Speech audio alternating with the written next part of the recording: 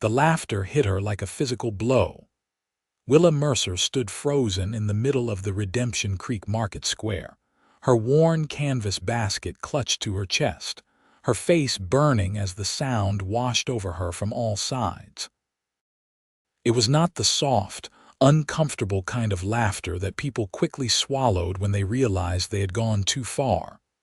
It was the loud, ugly, deliberate kind.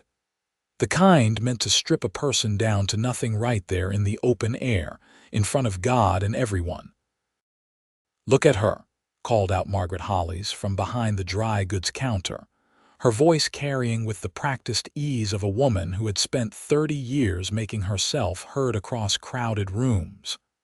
"Bringing Confederate script to my table like it means something. Like we are still living in '63. The coins in Willa's hand felt suddenly enormous and shameful, though they were nothing of the sort. They were the only coins she had.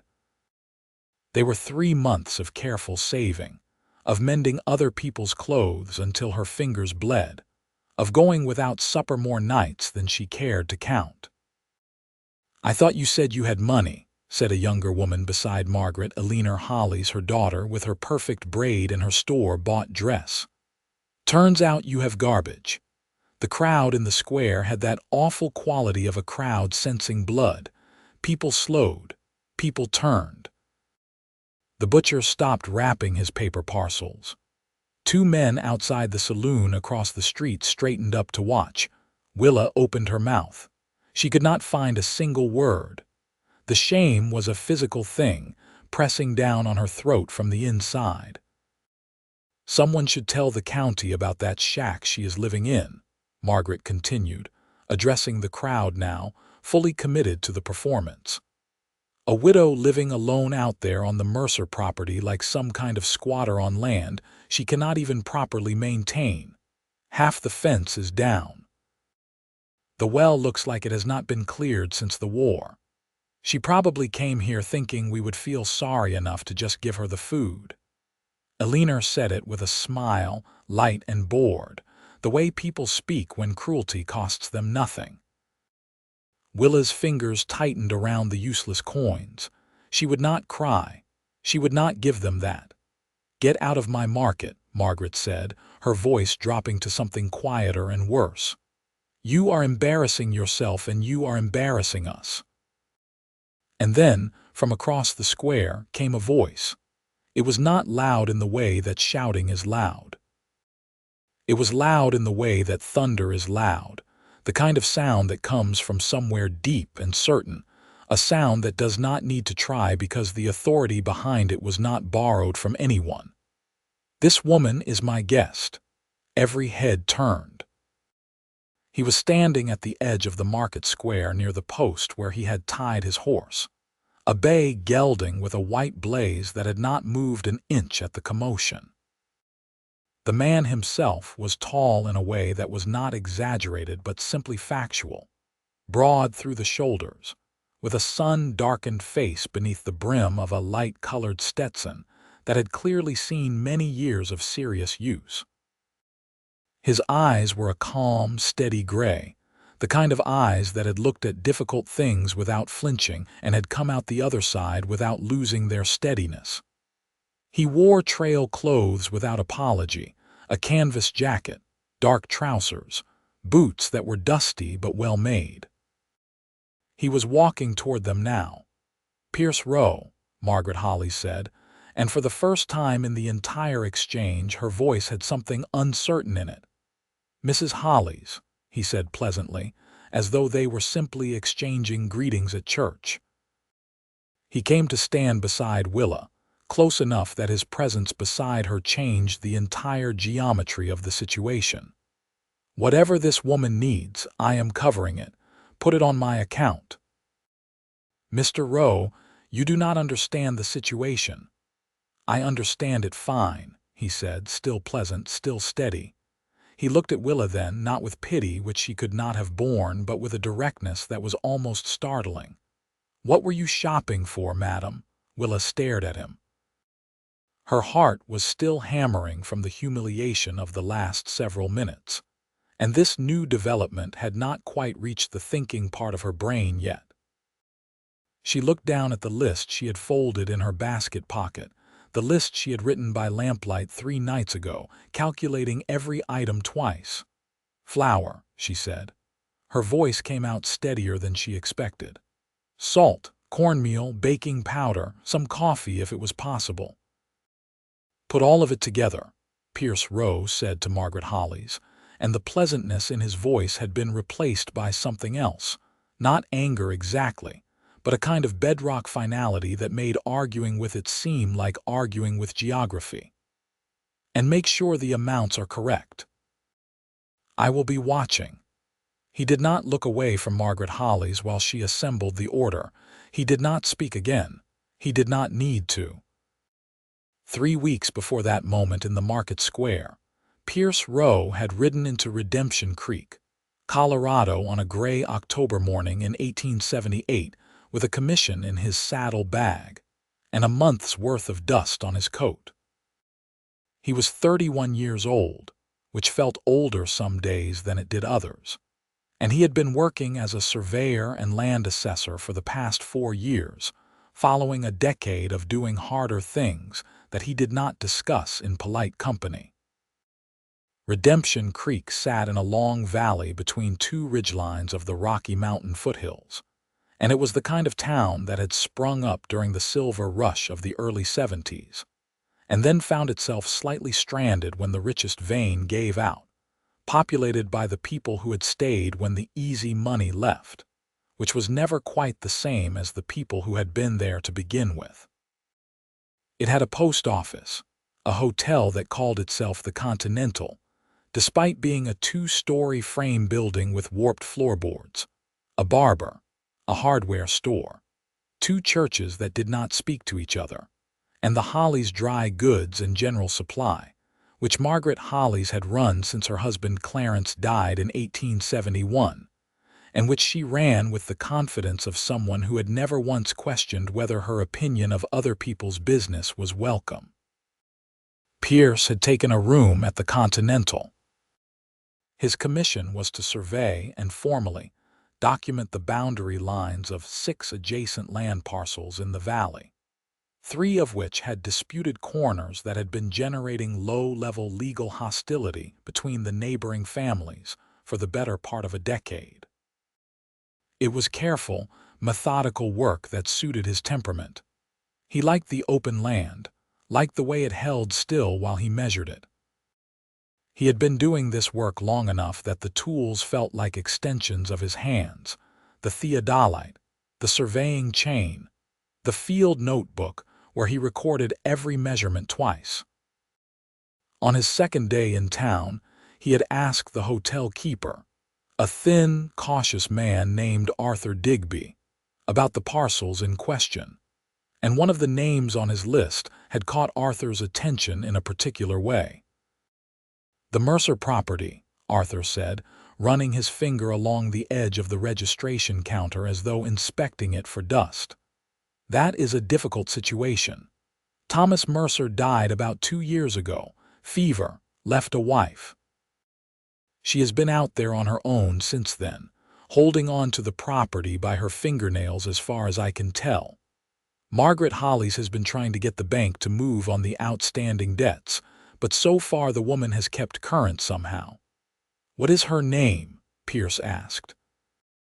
"Willa Mercer," Arthur said. "She is a seamstress by training, does mending and alterations for half the town, though most of them try to pay her as little as possible for it because she needs the work and they know it." He paused. "I should not be telling you this much." "I appreciate it," Pierce said. He did not say anything else, but the name stayed with him in the way that certain names did, for no reason he could immediately articulate. He went out to begin his survey work the following morning, starting with the northernmost parcel and working south. He mapped fence lines and creek beds and ridge contours, eating his midday meal out of his saddle bag and drinking from his canteen. And at the end of the day, he packed up his instruments and rode back toward town along the eastern edge of the valley. It was on this ride back that he first saw the Mercer property. It was not dramatic. It was simply a homestead, a house that had been built with care and was now showing the signs of being maintained by someone fighting a sustained battle against decay without enough resources to win cleanly. The main fence was down in 2 places. The kitchen garden was more weed than garden at this time of year, but someone had clearly worked it hard through the summer because the soil was well turned, and there were remnants of healthy plants where the frost had finally taken them.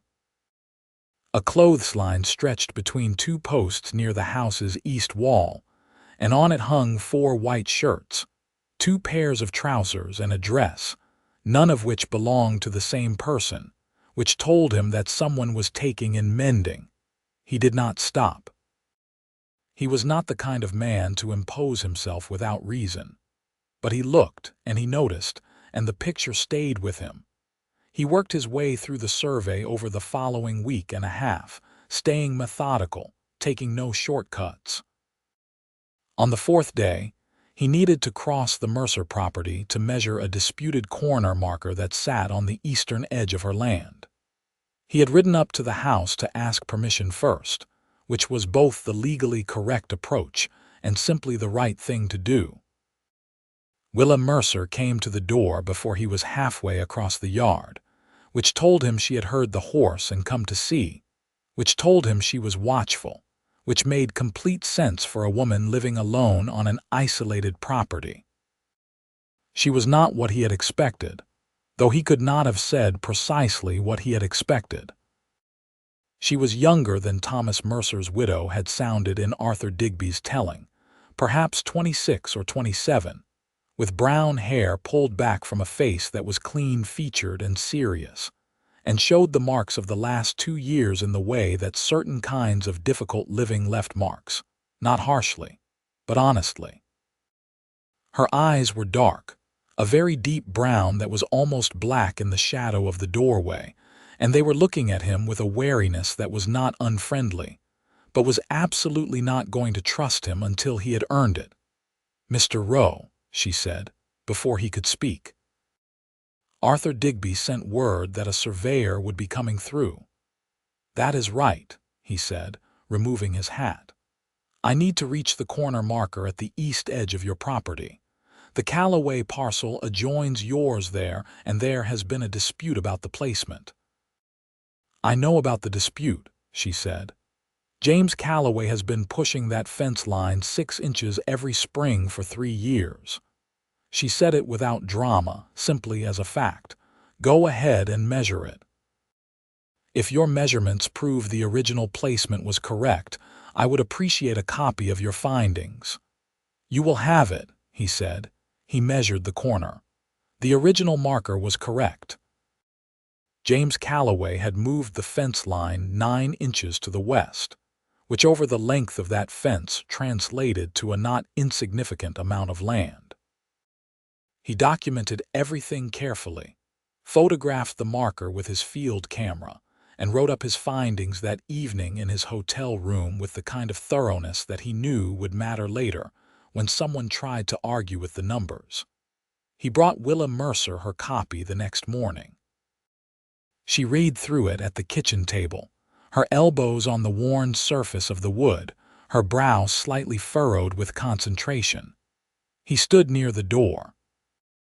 The kitchen was small and neat and smelled of coffee and something baked, and on the table beside his report was a pile of mending, 3 shirts in various stages of completion. "This is exact," she said, looking up. "It is. Calloway will dispute it." "He can try," Pierce said. "The documentation is solid. A land court would take less than an hour with evidence like this." She looked at him for a moment. "Can you tell me what it would cost to take it to a land court?" he told her. She looked back down at the report. Something moved across her face there and gone, but he had seen it. The cost was not something she could manage right now. "I will not need to take it to court if he moves the fence back himself," she said. "You want me to speak with him?" Pierce asked. He offered it carefully, without pressure, because he had already understood that this was a woman who had been managing her own affairs under difficult conditions, and who would not appreciate being managed herself. She looked up again, and this time there was something slightly different in her expression, a careful reassessment that was not unkind. "You would do that. I am already going to Calloway's property to deliver his findings," Pierce said. "His fence line is the violation. I can make that point clearly when I hand him the report." A pause. "All right," Willa said. "Thank you." He went to Calloway's property that afternoon. James Calloway was a heavy-set man in his 50s, with the particular stubborn confidence of someone who had gotten away with small violations for long enough that he had started thinking of them as his natural right. He listened to Pierce read the report findings with a flattening expression, and then said that the measurements must be wrong. Pierce said they were not. Calloway said he would need his own surveyor to verify. Pierce said that was his right, and that in the meantime the fence would need to be returned to the original marker placement, which was documented and photographed, and would appear in the official county record, and that any court in the state would read those documents the same way. Something in the way Pierce said this, or perhaps in the way he was looking at Calloway while he said it, communicated very clearly that this was a settled matter, and that trying to make it otherwise would cost considerably more than moving the fence. The fence was back where it belonged within 3 days. Willa Mercer came to the hotel to tell him this. She stood in the hotel lobby with her hands clasped in front of her and told him that Calloway's men had come out that morning and reset the posts, and she wanted him to know. "I expected as much," Pierce said. "You were right that it would be enough," she said. "I was not certain it would be." "He knew the record existed," Pierce said. "That changes the calculation," she nodded, and he could see her weighing something, deciding something. "I wanted to thank you properly," she said. "If you would come to supper one evening before you leave, I could manage something reasonable." "I would like that," he said, and he meant it in a way that surprised him slightly, because he was not generally a man who sought out social engagements. He went to supper 2 days later, on a Thursday evening when the light was going golden over the western ridgeline, and the air had the clean, cold edge of a Colorado October. Willa had made a venison stew from a deer that a neighbor had left for her after the fence dispute became known, because Willa's neighbors, it turned out, were not all like the Hollies women. Some of them had been quietly watching and quietly rooting for her, and had simply not known how to make that felt in practical terms until now. They talked through supper in the way that two people talk when they are both intelligent and both cautious, and both mildly surprised to find the other interesting. She told him she was from Ohio originally, that she had come west with Thomas in 1872, when she was 20, that she had believed in the adventure of it, and had found, by the time they arrived, that she had also believed in Thomas, which was a more complicated thing than she had understood at the time. "Was he a good man?" Pierce asked. It was a direct question. He asked direct questions when indirect ones would not serve. Willa was quiet for a moment. "He was not a bad man," she said finally. "He tried hard and he meant well and he loved this land in a real way. He was also not particularly practical, and he made several decisions that I would not have made. We had some very hard years." She paused. "I am not sure that answers your question." "It does," Pierce said. He told her he was from Missouri, that he had fought in the war on the Union side when he was 18, that he had come out of that experience with a strong preference for things that were clear and measurable, which was part of why survey work suited him. He did not tell her everything, not the 2 years after the war when he had done work that was harder to be proud of, not the reasons he had chosen not to settle anywhere particular, not the thing that had happened in Kansas in 1874 that had taught him the difference between being careful and being afraid, and made him decide to be careful from then on. But he told her enough that the supper stretched from 1 hour to 2, and when he finally stood to leave, the October night was full, dark and cold and brilliant with stars, and Willa walked him to the edge of the porch and said, "I am glad you came to Redemption Creek, Mr. Rowe." "So am I," he said, "and please, it is Pierce." She smiled. It was the first time he had seen her smile completely, without the guarded quality that was otherwise part of her expression, and it changed her face in a way that made something in his chest do something inconvenient that he chose to examine later when he was alone. The survey work was nearing its final phase. He had perhaps 10 more days in Redemption Creek before his commission would be complete, the documentation filed with the county office in Denver, and his professional reason to remain in the area concluded. He was aware of this in the background of his thoughts in a way that was new for him, because ordinarily the completion of a commission meant nothing to him except the satisfaction of work done well and the prospect of the next assignment. It was against this background that the morning of the market came. Willa had come into town to buy her supplies. Pierce had come into town to collect some correspondence from the post office, which was in the same building as the telegraph office, which was 3 doors down from the Hollies' dry goods. He had collected his correspondence and was checking his horse's girth strap before mounting when he heard the laughter begin. He had known what it was before he turned around.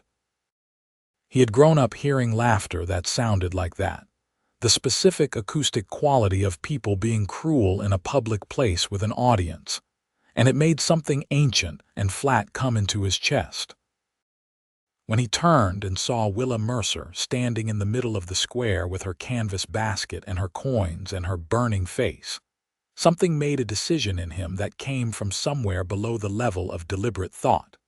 The same quiet, certain place that had always told him when something was wrong and when it was his business to say so.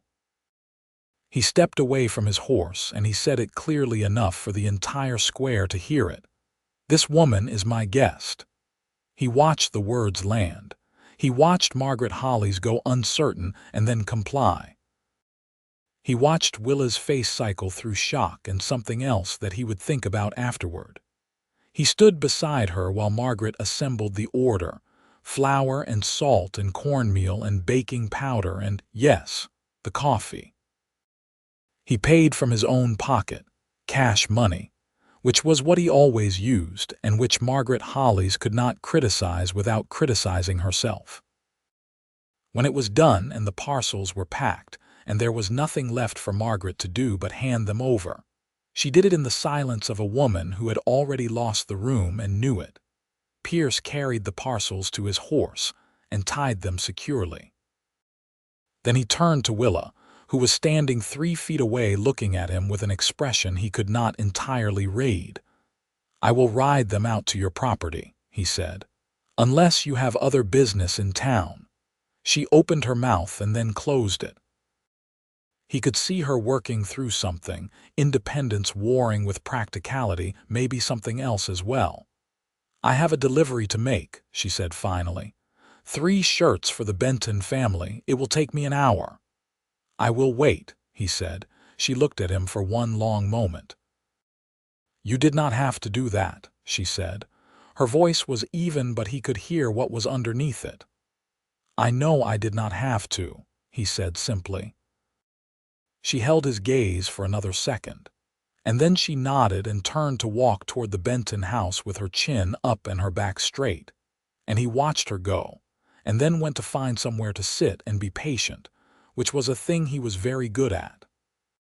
He found a bench outside the barber shop and sat in the thin October sun and went through his correspondence, which was mostly professional, 2 new commissions for the following month, a letter from a colleague in Pueblo, a note from the county land office in Denver confirming receipt of his preliminary filings. He read everything twice and made notes in his field journal. and let his mind do what it needed to do about the woman who was currently walking through Redemption Creek with 3 shirts and her dignity intact. He was not a man who romanticized things. He had been 22 when he last let himself do that, and the consequence of it had been instructive. He believed in accurate assessment, in looking at things as they were rather than as one might want them to be, and what he could accurately assess right now was this. He had known Willa Mercer for roughly 2 weeks, during which he had spoken with her perhaps 6 or 7 times, and he thought about her a significant amount more than was accounted for by professional necessity. That was the accurate assessment. What to do with it was a different question, and one he was not ready to answer yet. Willa came back in just under an hour, as she had said, with her empty delivery basket and the wages from the Bentons folded into her coat pocket. Her face had recovered its usual composure, that particular steadiness she wore like a second coat, practical and protective, and he was beginning to understand, not quite the whole picture. They rode out to her property together on the road that ran south along the valley floor, Pierce's bay keeping an easy pace alongside the gray mare that Willa rode with the comfortable ease of someone who had been on horseback most of her life. The afternoon had warmed slightly, the way Colorado afternoons sometimes did even in October. A temporary generosity from the sun before the evening cold came back in force. "I want to explain something," Willa said when they were well outside of town and the rooftops of Redemption Creek had disappeared behind the first fold of the valley. "You do not have to," Pierce said. "I want to," she said. "The coins, the Confederate scrip, they were my husband's. He brought them from before the war and he kept them because he thought they might be worth something again someday. And when he died, I found them in a tin box under the floorboard, and I thought they were just coins. I did not think about what kind of coins they were. I was trying to count what I had and I included them without thinking, and I should have known better." "You had nothing to be ashamed of," Pierce said. "I know that," she said, "but shame does not always wait for knowing." She paused. "What Margaret Holly said about my property, about the fence and the well." "I noticed the fence when I first rode past," Pierce said carefully. "The well I do not know about. It needs clearing," she said. It cost her something to say it. "I managed the fence all right, the east section, but the west section went down in August in a storm, and I have not had the money to pay someone to help reset it. I know how to do it, but I cannot work the post driver alone." "I can help you with the fence," Pierce said. She looked at him sideways. "You are a surveyor." "I am a man who knows how to reset a fence post," he said. "It is not complicated work." Another pause. "Why are you being this kind to me?" she asked, and it was not accusatory. It was a genuine question from a woman who had learned to look for the hidden motive in generosity, because that was what her experience had taught her. He thought about it before he answered, because it deserved a real answer. "When I was 19, he said slowly, "there was a boy in my regiment who came from a poor family in Illinois. Very poor. He had a coat that was not adequate for a Virginia winter, and he was embarrassed about it, and there were men in the regiment who made a point of his embarrassment. Not violent about it, just relentless." He paused. "It made me angry then, and it makes me angry to remember it now. I do not like watching people be treated as less than they are." She was quiet for a moment. "What happened to the boy?" "He made it through the war," Pierce said. "I saw him in St. Louis in 1870. He was a clerk in a shipping firm. He had a good coat." The smallest possible smile crossed her face and was gone. "That is a good ending," she said. "Most things have one available," Pierce said, "if you look for it long enough." They rode in comfortable silence for a while, and Pierce noticed the way Willa's posture changed the farther they got from town. The slight release of something held, the way her shoulders came down a fraction of an inch. She was more herself out here, he thought. The town did something to her that the land did not. She was informed on all of it. She read the newspapers when she could get them, which was not always, and she had opinions that were her own and not borrowed from anyone else, and she expressed them with a directness that he found, by this point, entirely unsurprising and entirely appealing. "You have not been well treated here," he said at one point, and it was not a question. "By some people, no," she said carefully. "Margaret Holly's has been difficult since Thomas died." She and Clarence Holly's held a note on part of Thomas's land purchase, and they were not pleased when the fever took him before it was settled, and she has chosen to make that my problem in ways that are not always legal. She said it evenly, without self-pity, which was its own kind of painful to watch. "The bank in town is managed by a man named Sutherland who has worked with Holly's on one or two things that I have not been able to prove, but which I am fairly certain were not above board." "What kind of things?" Pierce asked. "Two other small property owners in the valley sold out and left in the past 3 years, Willa said. Both of them had dealings with Sutherland. Both of them told me afterward, one before she left, one by letter after, that they had felt they had no choice. That the terms of their loans had changed on them in ways they did not expect, and that the pressure had become unbearable." She paused. "I am not going to leave," he looked at her. "I believe you," he said. "People keep expecting me to," she said, and there was something in her voice then, a thread of fierceness that was not anger exactly but was something older and more permanent than anger. "They think a widow alone cannot maintain a property, cannot manage a business, cannot make something of herself without a husband to do it for her. But I have been doing all of that for 2 years, and I intend to keep doing it." "You have been doing it well," Pierce said. She looked at him as though she was trying to determine if he meant it. He looked back at her with steady gray eyes that did not require anything from her and did not conceal anything either. She seemed to find what she was looking for, because she nodded, once, and then looked down at her coffee. "I appreciate you saying that," she said quietly. The days that followed had a quality that Pierce would later think of as precious, though he was not generally a man who used that word.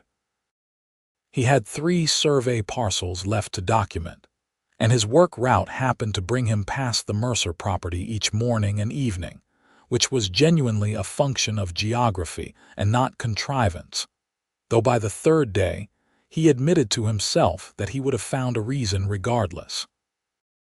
He helped with the west fence on a Saturday when the weather was clear and cold, and the mountains to the west were white at their peaks, and the air smelled like iron and pine. He brought his own tools because his kit was comprehensive, and Willa's had some gaps, and they worked through the morning resetting 4 posts and stringing the wire tight, and she worked beside him without needing instruction, handing him tools before he asked for them, holding the wire taut at precisely the right tension.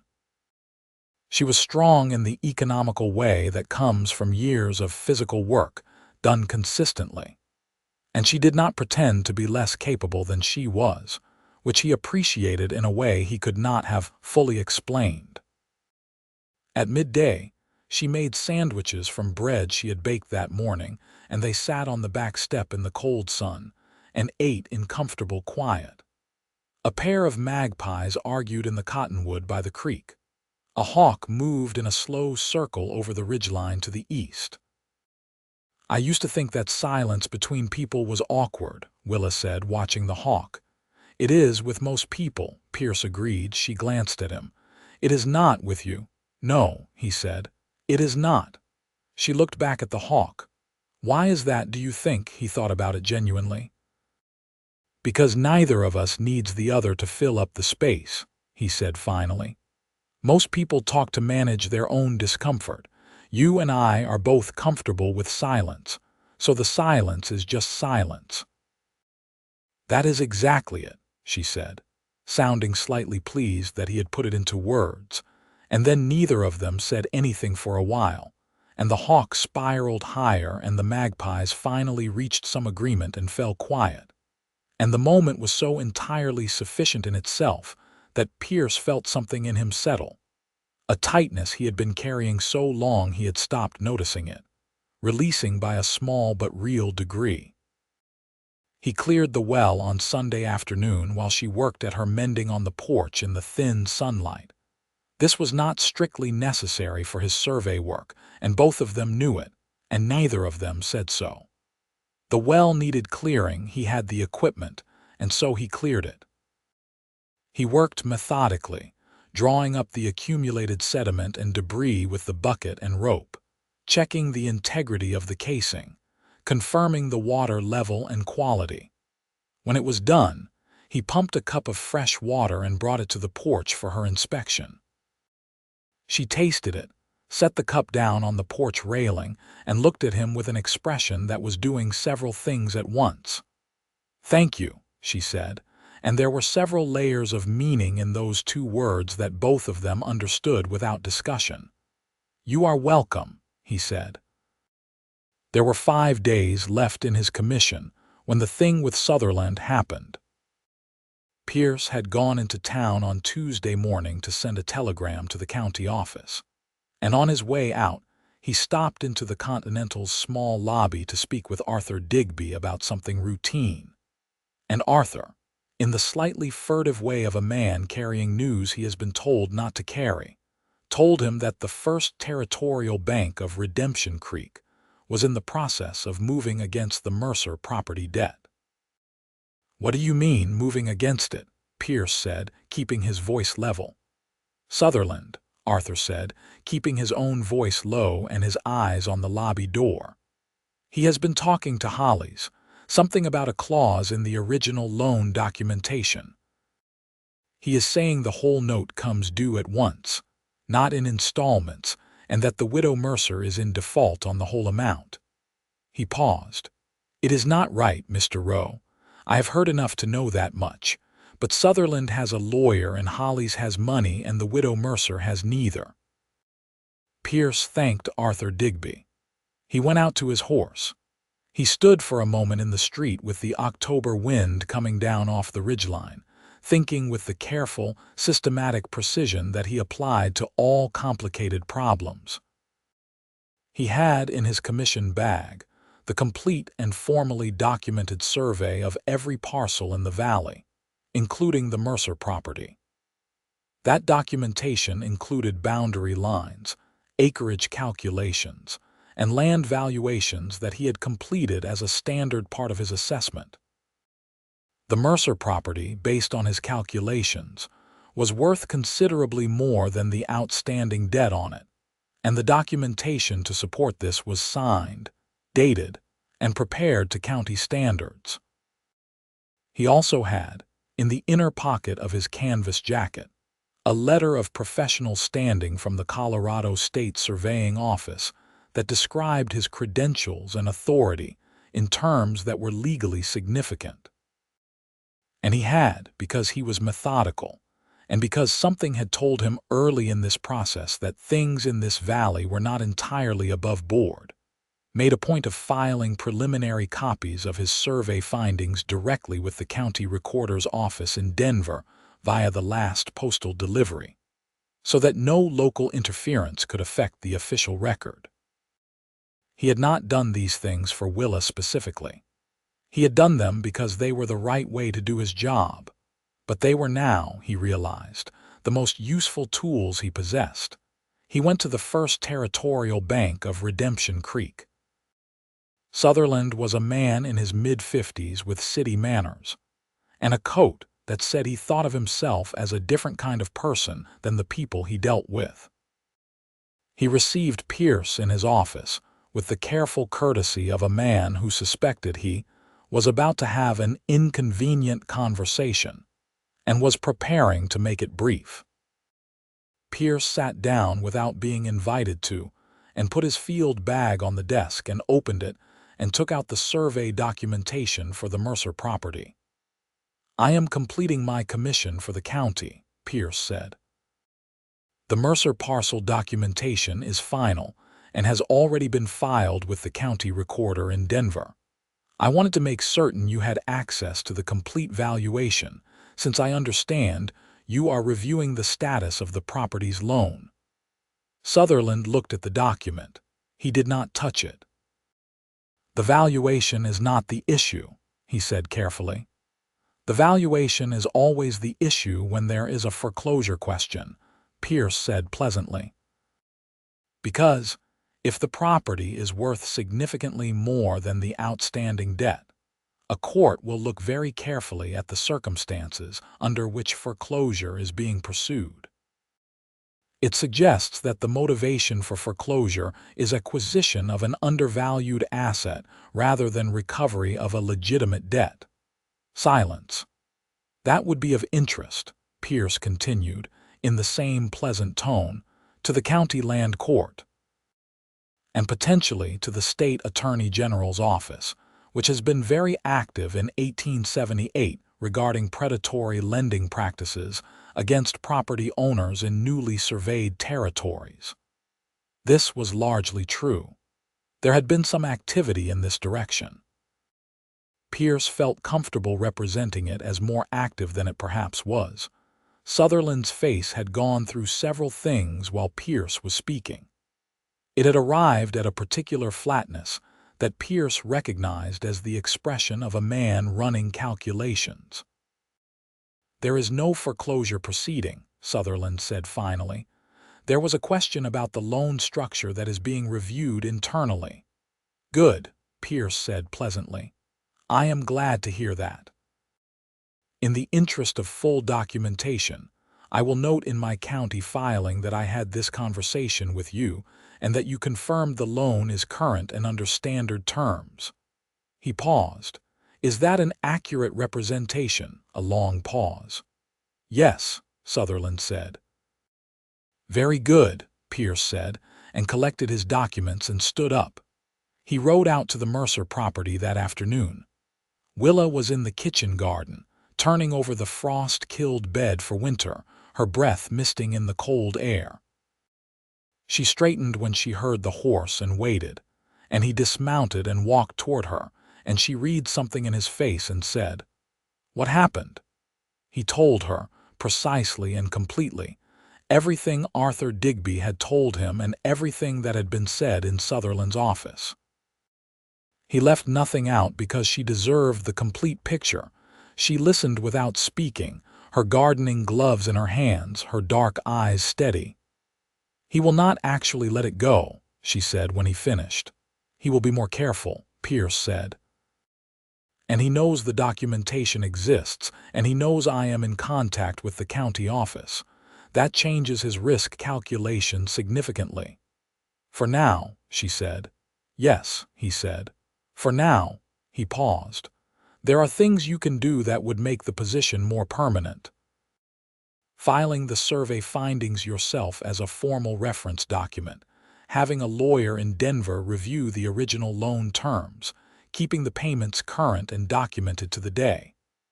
I know a lawyer in Denver, she said, surprising him slightly. A friend of Thomas's. He has offered twice to look at the paperwork, and I have declined because I thought I was managing well enough. You were managing, Pierce said. This is just managing better. She looked at him for a long moment. The afternoon light was going golden and cold behind her, and the mountains were very sharp against the sky, and a strand of hair had come loose from her braid, and was moving slightly in the wind, and she was, Pierce thought with the quiet shock of something finally admitted, the most compelling person he had met in a very long time. Why are you doing all of this? She asked. It was not the same question she had asked before. This one had a different weight. He held her gaze. Because it is right, he said, and because, he stopped, and because, she said quietly, and because I find that I am considerably more invested in how things go for you than I am prepared to be entirely rational about, he said. The wind moved the strand of hair across her face. She did not move it away. She looked at him with those very dark eyes and said nothing for a moment. Your commission ends in 5 days, she said. Yes. And then you go to the next survey. That is what my calendar says, he said. I have not decided yet whether that is what I am actually going to do. Something moved in her face. Not quite hope, but something in the neighborhood of it. That would be a significant change of plans, she said. It would, he agreed. She bent and picked up the trowel she had left on the garden path and turned it over in her hands, looking at it rather than at him. I want to say something, she said, and I want to say it carefully so that it comes out right. A pause. I have been alone for 2 years, and I have learned to be sufficient unto myself, which I am proud of. I do not need someone to manage things for me. I have managed. I know you have, he said. What I am saying, she continued, is that being sufficient unto myself and wanting company are not the same thing, and I have been confusing them because it was simpler. She looked up at him. I would not object if your calendar changed. The warmth that moved through him was something he had not expected to feel in this decade of his life. He looked at her steadily and said, Then I will look into whether there are survey commissions available in this county. There were, as it turned out. The valley had enough unsettled boundary questions to keep a competent surveyor occupied for several months, and Pierce wrote to the county office and to 2 of his regular clients, and within 4 days had enough commission work to justify remaining in the area through the winter at minimum. He told Willa over supper on the 5th day, his last official day of the original commission. She had made a proper dinner, roasted chicken from one of her laying hens that had stopped laying, potatoes from her cellar, green beans she had put up in the summer.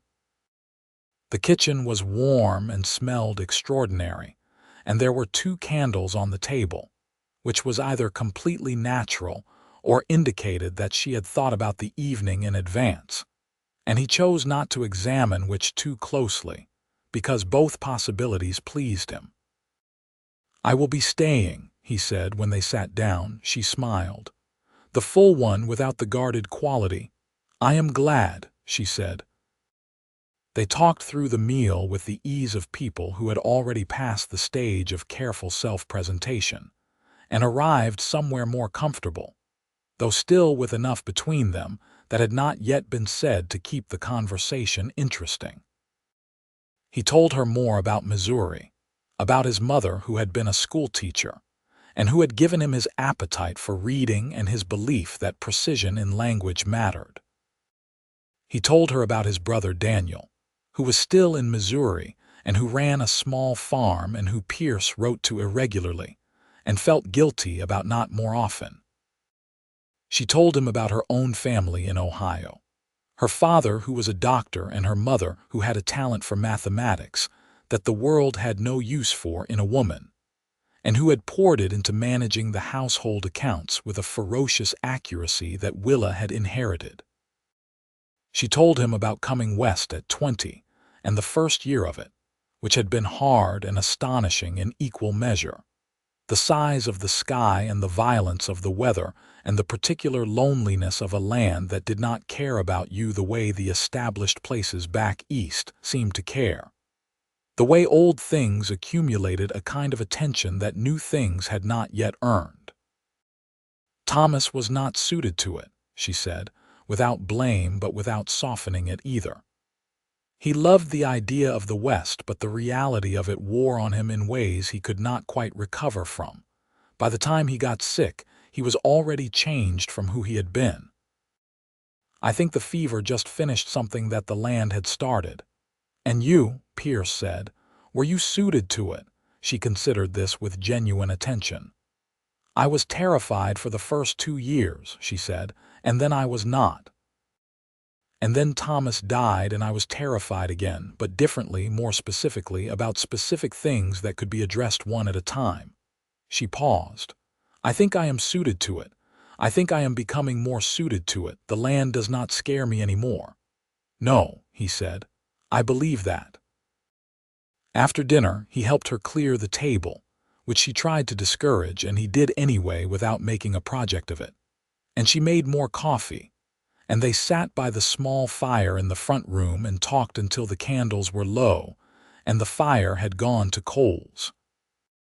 When he stood to leave, she walked him to the door, and he put on his coat and hat and then turned to say good night and found her very close, closer than she had been before, close enough that he could see the firelight reflected in her dark eyes.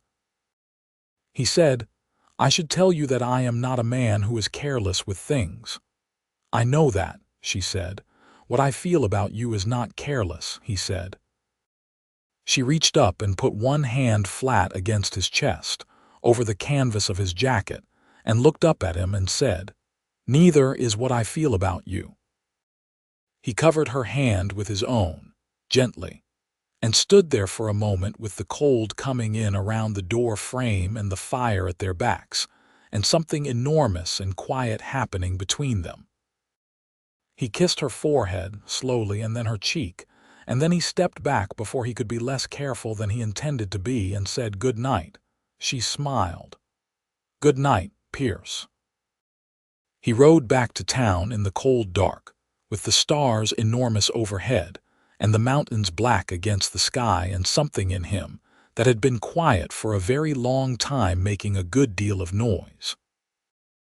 November came into the valley with 2 days of hard snow that buried the road to the south pasture under 8 inches and brought the temperature down to something serious. Pierce moved methodically through his new commissions, working when the weather allowed and using the indoor days to write up his documentation and keep his records in order. He had established a pattern of going out to the Mercer property on Tuesday and Friday afternoons, which had begun as something natural and had become something they both counted on without having said so. He brought her the Denver newspaper when he could get it, and she brought him things from her kitchen, bread or pie, or once a jar of the apple butter she had put up in September from the small apple tree at the east corner of the house. And these exchanges were practical and domestic, and also something else entirely. The way that ordinary things become extraordinary when they are shared with the right person. In mid-November, he met the lawyer, Gerald Fletcher, who had come up from Denver at Willa's request to review the loan documentation. Gerald was a thin, precise man in his 40s who wore a city suit and good boots, and who had known Thomas Mercer 20 years ago before Thomas had any thought of going west. He reviewed the paperwork at Willa's kitchen table over 3 hours and then gave his verdict in the careful language of a man used to saying complicated things simply. "The original loan terms are standard," he said. "There is no acceleration clause. Sutherland does not have the legal authority to call the note early. What he has been doing is applying social pressure and hoping you would not know the difference. And now that I have a formal legal review," Willa said, "now I draft a letter to the bank confirming that the loan terms have been reviewed by counsel, and that any deviation from those terms will be treated as a breach of the lending agreement," Gerald said. "That letter goes to Sutherland, to the county recorder, and to the state banking regulator. After that, Sutherland will be more afraid of you than you ever were of him." He looked at Pierce while he said this last part, and Pierce said nothing because it was not about him. But Gerald found a moment later while Willa was in the kitchen making tea to say quietly to Pierce, "She is doing better than she was 6 months ago. Something has changed." "She was always capable," Pierce said. "Yes," Gerald said, looking at him, "but she was alone." The letter went out the following week. Sutherland's response, which came through a third party and not directly, was a complete withdrawal of any pressure regarding the loan. Margaret Hollies, hearing about this through the small-town telegraph of gossip, came to a calibrated silence on the subject of Willa Mercer that was not warmth, but was meaningfully different from what it had been. December was cold and quiet, and the best month Pierce Rowe had spent in a decade. He and Willa fell into a routine that was not quite courtship and not quite partnership, but contained genuine elements of both. And it deepened without drama or crisis, which was a new experience for Pierce, who had come to associate important things with difficulty. This was important, and it was not difficult. It was simply good. He learned her patterns.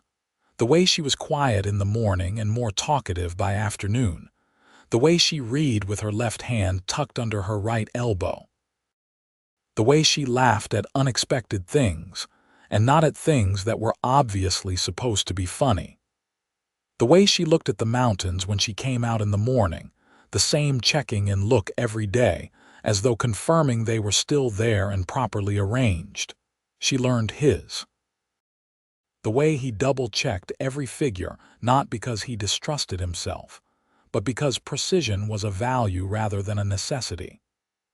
The way he asked direct questions because he genuinely preferred direct answers. The way he could be still in a way that most men could not, a quality that she had initially read as coldness and now understood as depth. On Christmas Eve there was a gathering at the Petersons' ranch, 4 miles north of town.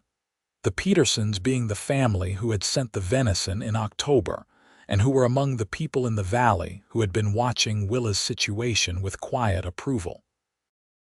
Margaret and Carl Peterson had 4 children and a large, warm ranch house, and they held a Christmas gathering every year for their friends and neighbors. And this year, the invitation had come to Willa with Pierce's name specifically included, which was the valley's way of saying what it thought was happening, and that it approved. Pierce came to the Mercer property to ride out with her. She came to the door in a dress he had not seen before, dark green wool with cream trim at the collar and cuffs, and her hair was up with more formality than she usually wore it, and she looked beautiful in a way that was nothing like anything he had expected to be feeling on Christmas Eve, 1878, and he stood on her porch for a moment longer than necessary before saying anything.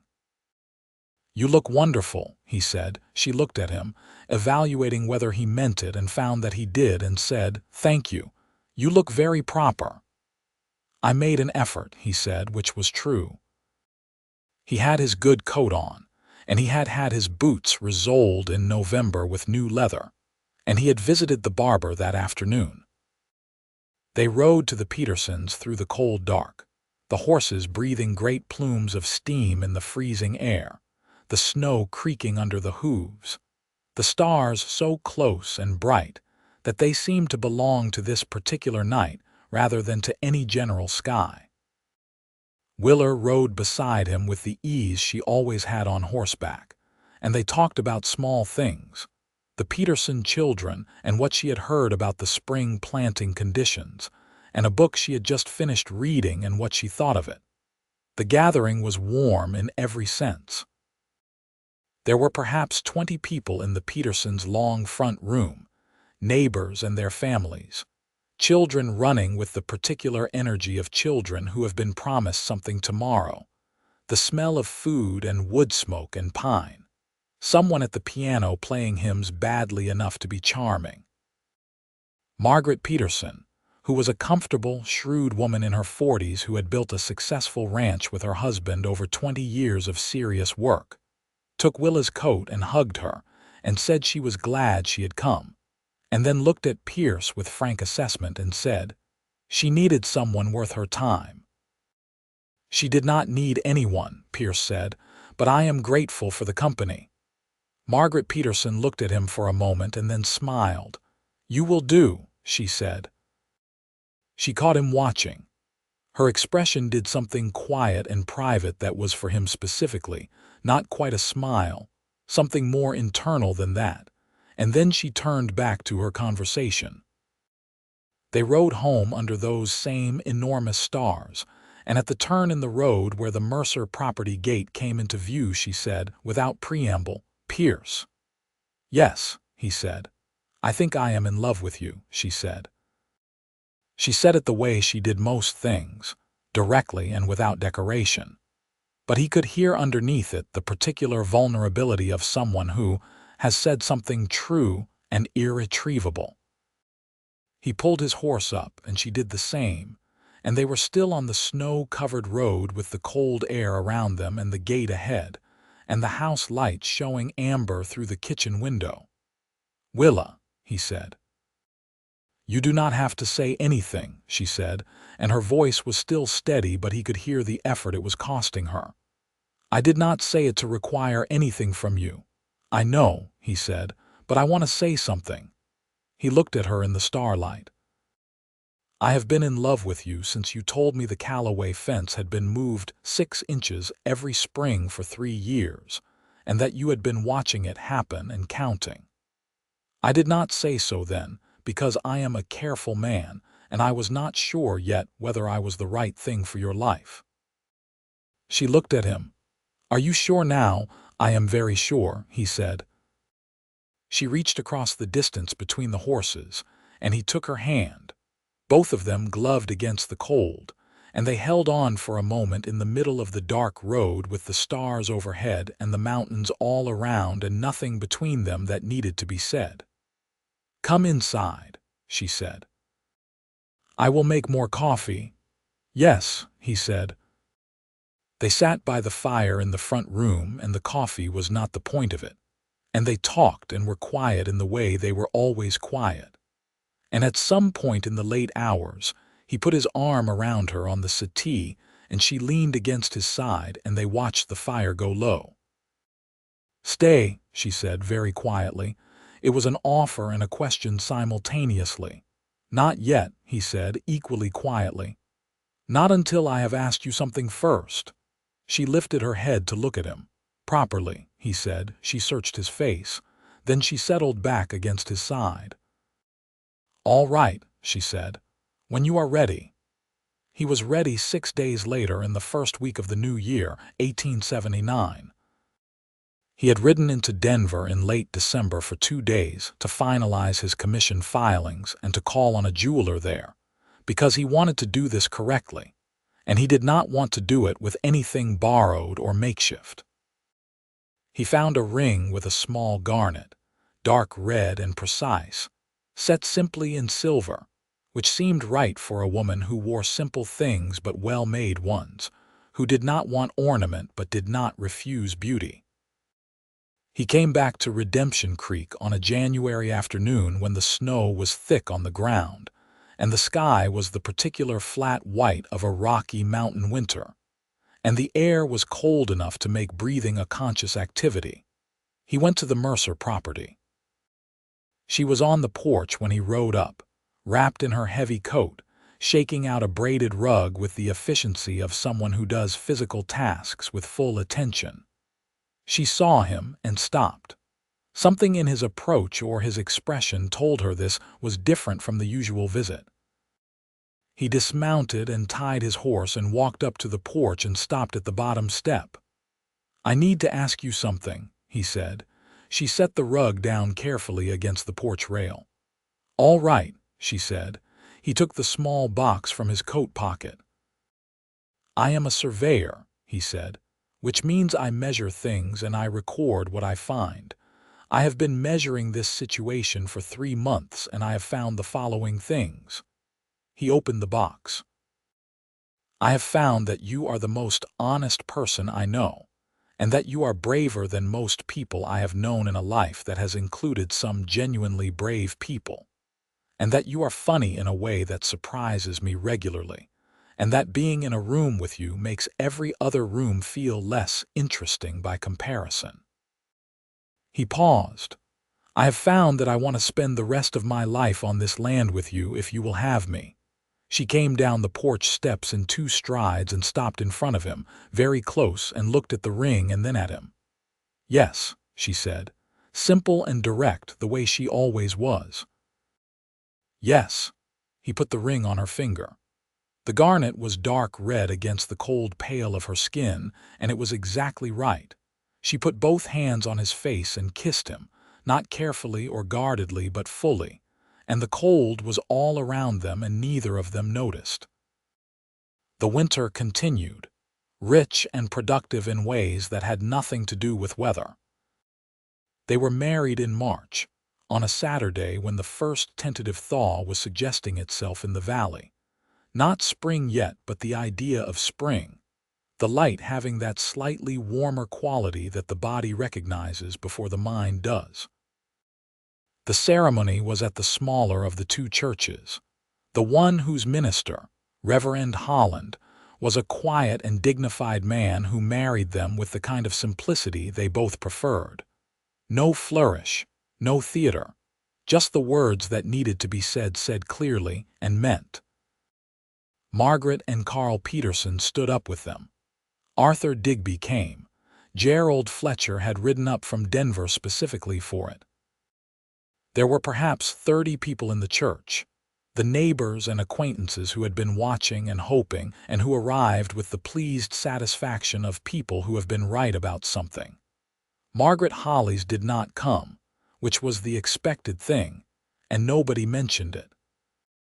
Willa wore the green wool dress from Christmas Eve with her hair done up, and a length of cream lace at her collar that had been her mother's, sent by post from Ohio when Willa wrote to tell her family the news. Her family was glad. Her father wrote a letter that was medically formal and deeply emotional in the way that doctors' letters sometimes are, full of clinical language around a core of feeling. Pierce wore his good coat and his good boots, and a white shirt he had bought in Denver, and he stood at the front of the small church and watched Willa walk down the aisle toward him with the steady gray eyes of a man who has arrived somewhere he did not know he was looking for, and who recognizes it now with perfect clarity. They moved his belongings from the Continental Hotel to the Mercer property the following week, a process that took most of a day and that Pierce found unexpectedly moving in the particular way that combining households is moving, the way your things have to find their places among someone else's things, the way the spaces reorient themselves around two people instead of one. He set up his surveying equipment in the small room off the kitchen that had been used for storage, organizing his theodolite and field kit on the workbench with the methodical care he gave all his tools. He put his books on the shelves where they joined Willa's books, and the two collections turned out to suit each other remarkably well. His engineering and land law texts beside her history and literature, the arrangement looking like a purposeful curation rather than an accident. Spring arrived in the valley with the force of something that has been held back too long, extravagant and assertive. The creeks running hard with snowmelt, and the first green coming up in the meadows, and the kitchen garden showing the early signs of ambition. They planted together, Willa with the comprehensive knowledge of 5 springs of gardening in this specific soil, and Pierce with the physical capacity to break new ground and extend the bed into the area she had been wanting to cultivate for 2 years. The new commissions kept him busy through the spring and into the summer. He had built a reputation in the county now, careful and reliable and scrupulously honest, which in the land surveying business was not as universal as it should have been, and was therefore particularly valued. He had more work than he could manage alone, which led to a conversation with a young man named Henry Crawford, who had come to Redemption Creek looking for work, and who had a good head for mathematics and a willingness to learn. He hired Henry as an apprentice and began teaching him the trade, which meant more work initially, but which he could see would eventually mean he could take more commissions and spend fewer nights away from home, which had become a strong preference. Sutherland left the First Territorial Bank of Redemption Creek in June, under circumstances that the bank described as a mutual decision, and that the valley described with significantly more accuracy.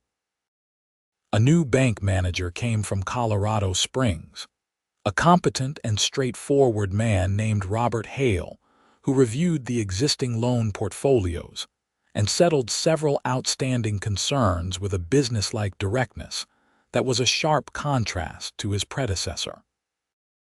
The Mercer property loan was formally confirmed as current and in good standing, which Willa received with the satisfaction of someone who has known they were right for a long time. Margaret Hollies retired from the dry goods store in August, passing the business to a leaner, who was young enough and smart enough to recognize that the dynamics of the town had changed, and who ran the store with considerably less drama than her mother had. She and Willa were not friends exactly, but they were civil, which was enough. The summer of 1879 was, by the testimony of everyone who experienced it, one of the most beautiful in the valley in recent memory. The rains came at the right times and the crops were good, and the cattle on the Peterson Ranch and the 3 other ranches in the area were fat and healthy. Willa's kitchen garden produced so prolifically that she was putting up jars 3 evenings a week through August, and the cellar shelves were filling with the satisfying abundance of it. Pierce came home on a Wednesday evening in early September to find her sitting on the porch in the last of the afternoon light, not reading, not working, just sitting, with a particular quality of stillness that was different from her usual kind. He tied the horse and came up the porch steps and sat beside her and looked at the mountains that were going pink in the evening light. "Something to tell me," he said. She looked at him. Something warm and enormous was in her face. "I believe so," she said. "Yes." He sat with that for a moment, letting it be real. Then he put his arm around her and she leaned against him and they looked at the mountains together. "A boy or a girl?" he said, not as a question. "I have no idea," she said. "March, I think. Maybe February." "February or March," he repeated, as though calibrating something. "Are you calculating something?" she asked, with the private smile. "Yes," he said. "I am calculating that I have approximately 5 months to expand the house before the end of February." She laughed, full and genuine, the laugh that still surprised him sometimes with how much light it carried. He added a room to the house in October and November, working on weekends and some weekday evenings, hiring 2 of the Peterson boys to help with the framing and the heavier timber work. The addition came off the north side of the house, a proper bedroom with space for a crib, with a window that looked east toward the ridgeline and would catch the morning sun. He put the best glass he could source into that window, ordered from Denver at more than he was comfortable spending, because he wanted the light to be good. Willa inspected it when it was finished and stood in the empty room looking at the window and the light that came through it and said nothing for a long moment. "It is perfect," she said. "Good," he said. She turned around and looked at him, and there was something in her face that was so full and warm that he had to look away for a moment at the new floorboards, blinking. "Come here," she said, and he did. And she put her arms around him and they stood in the new room while the morning light came through the good glass window and made patterns on the pale wood floor. The baby came in February, on a cold, still, silver morning with the valley deep in winter quiet. It was a boy, arriving with appropriate announcement, and then settling into the world with a focused attentiveness that Pierce, looking at his son for the first time, recognized with a shock as something he had seen in a mirror. He had dark hair, fine and dark like Willa's, and gray eyes that Pierce's mother had apparently also had, because Willa said, when Pierce told her this, that the gray eyes made certain things make sense about his face. They named him Thomas James Rowe, Thomas for the man who had brought Willa west and who had tried his best in difficult conditions, and deserved to be remembered with kindness, and James for Pierce's father who had died in 1865, and who Pierce did not talk about often, but thought about more than people knew. They called him Tom. Tom Rowe was 3 months old the first time Pierce carried him out to the porch at dawn and showed him the mountains, which were enormous and white against the early spring sky, and which Tom regarded with the focused philosophical attention of a person encountering a new data point. "Those are the mountains," Pierce told him quietly, standing in the cold morning air with his son held against his chest. "They have been here a very long time. They will be here considerably after us. It is good to know things that are larger than yourself." Tom blinked at the mountains. "Your mother knows that," Pierce continued. "She has always known it. I am still learning it." He heard the kitchen door, and Willa came out wrapped in her coat, her hair down, her face still soft from sleep, and she came to stand beside him and looked at Tom and then at the mountains and then at Pierce. "What are you teaching him?" she said. "Scale," Pierce said. She put her hand on Pierce's arm and leaned her head against his shoulder and looked at the mountains with them. The spring that followed was different from the previous one in a way that was hard to name precisely, but that everyone in the house felt. There was a new dimension to everything. The garden had a new significance. The kitchen smelled different. The evenings had a different texture, the three of them in the front room with the fire going. Tom in the crib near the hearth, Pierce reading or working on his field notes while Willa read or sewed. The sound of the babies breathing a presence in the room that changed the meaning of the silence in a way Pierce had not expected and could not entirely explain. He thought sometimes about what the inside of him had been like before this, and found he could not quite remember it accurately. Not because it had been bad exactly, but because this was so complete that it made everything before it seem like a preparatory state, a long, steady approach to somewhere he had not known he was going. In May, Margaret Peterson came to visit and held Tom with the practiced ease of a woman who had held many babies, and said that he had a serious face. "He watches everything," Willa said, watching Tom watch Margaret Peterson. "He is his father's son," Margaret said, and looked at Pierce, who was standing by the window. "He is his mother's son," Pierce said. "He thinks before he does anything." "That is also you," Willa said. "I am choosing to take that as a compliment," Pierce said. Margaret Peterson laughed, and Tom, startled by the sound, looked at the source of it with an expression of thorough assessment. Henry Crawford had become a capable surveyor by the second year of his apprenticeship, and Pierce had been able to hand off some of the simpler commission work while retaining the more complex assessments that required his level of experience. This meant he was home more consistently than he had been in the first year, which was good for all three of them, and which he was grateful for in a way that was both simple and profound. He and Willa fell into the rhythms of a working partnership in a way that had an organic rightness to it, the kind of compatibility that comes not from being identical, but from being complementary in the specific ways that matter. They did not always agree. They had disagreements about the cattle question, Pierce thinking it was worth trying a small operation and Willa being cautious about the capital requirements. They worked through it with the directness they both preferred and arrived at a compromise that worked. They had a harder disagreement in the fall of Tom's first year about whether to take on a loan to improve the irrigation on the south field, Willa being skeptical of bank loans in a way that was entirely understandable given her history, and Pierce being more comfortable with the risk calculation. That one took 3 separate conversations and one very long evening to resolve, and they came out the other side without injury, which they both recognized as a sign of something.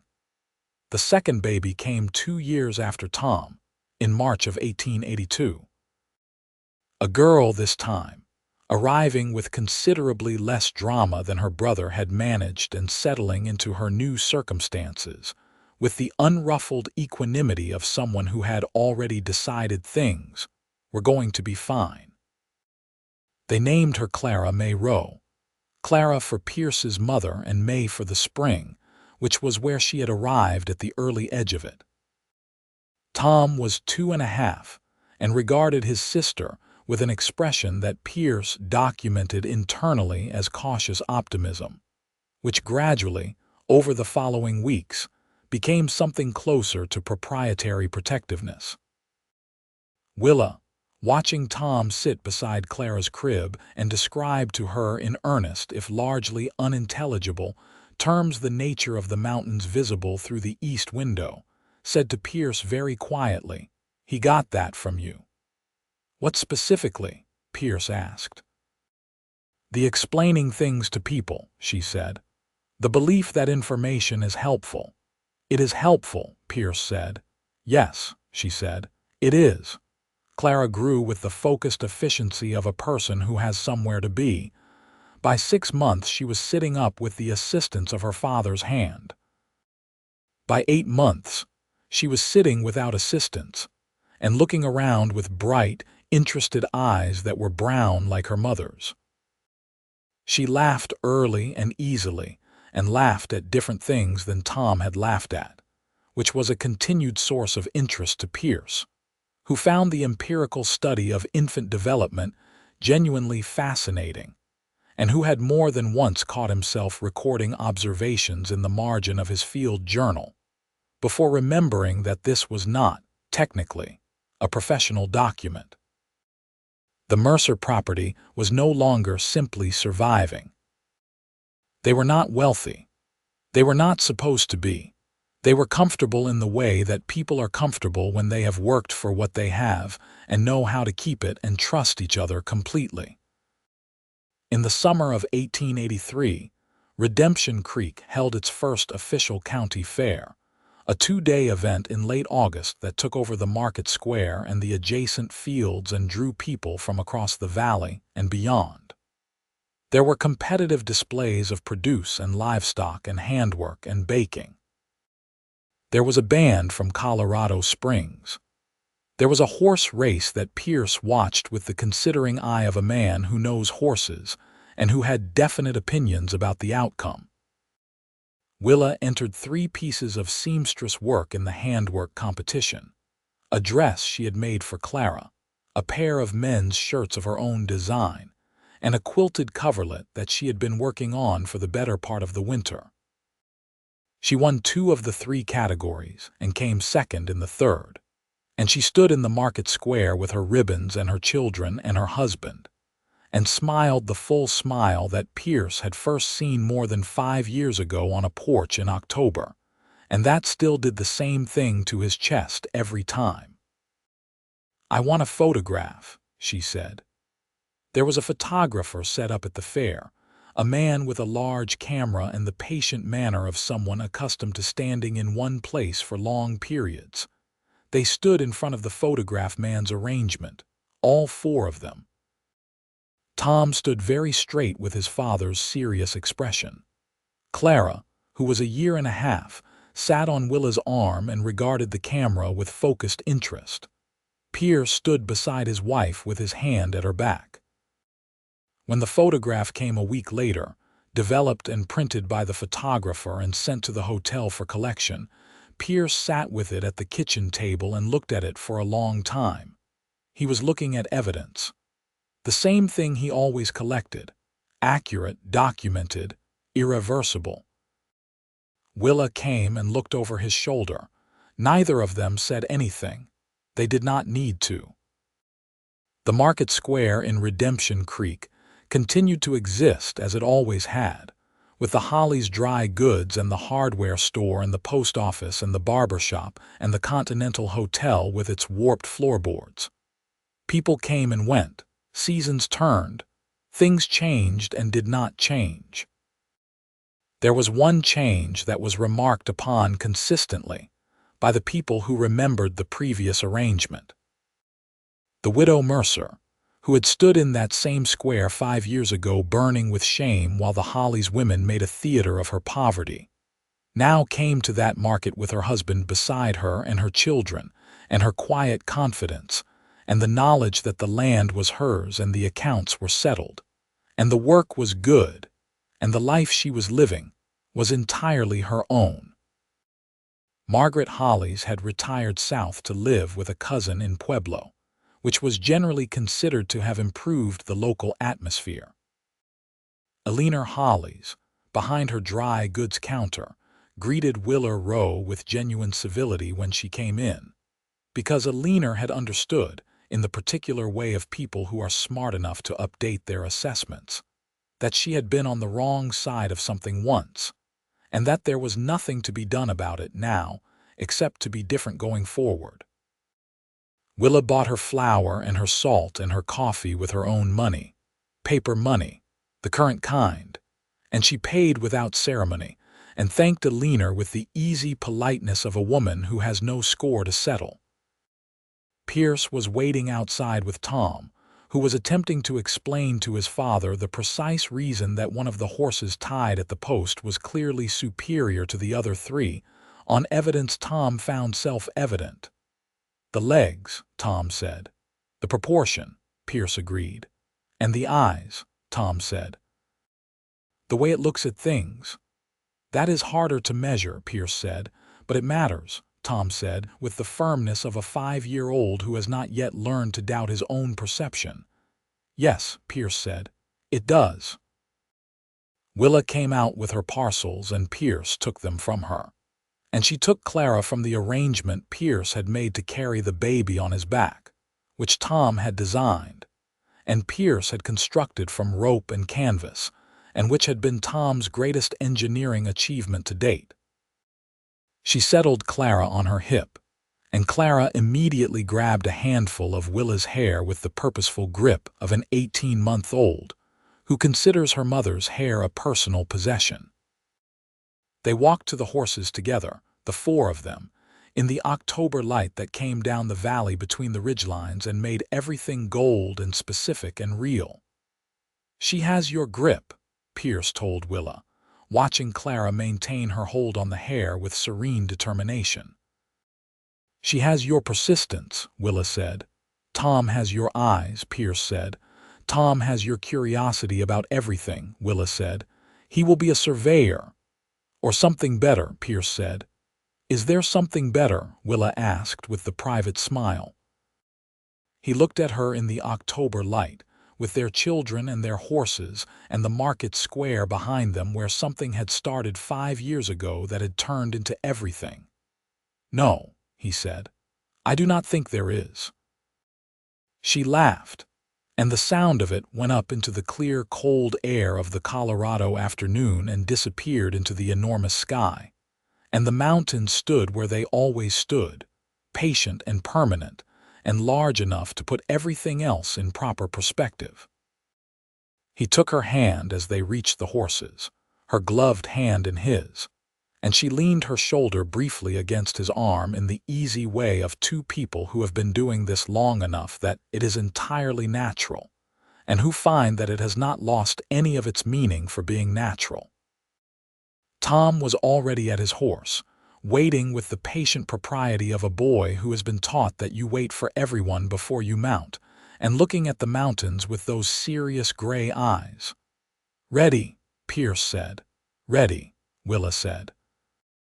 They rode home through the golden afternoon, down the road that followed the valley floor south, past the places where Pierce had first measured the land and found it full of things worth knowing, toward the house where the kitchen garden was put to bed for winter, and the cellar was full and the east window caught the morning light and let it fall in long bars across the pale, wood floor of the room they had built with their own hands for the lives they were living.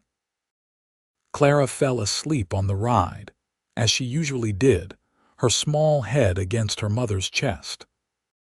Tom rode steadily on his small gray pony, which he had named Survey after extended deliberation, and narrated quietly to himself the things he observed on either side of the road, the way the creek was running, the tracks of a deer in the soft mud near the bank, the hawk that was making its late afternoon circuit of the eastern ridge. Pierce rode and listened and watched, which was what he did best. The mountains went pink, and then amber, and then a deep, clear rose as the sun touched the western ridgeline, and the valley held the last of the light like something precious for a long moment, before letting it go into the blue-gray of early evening. They came home,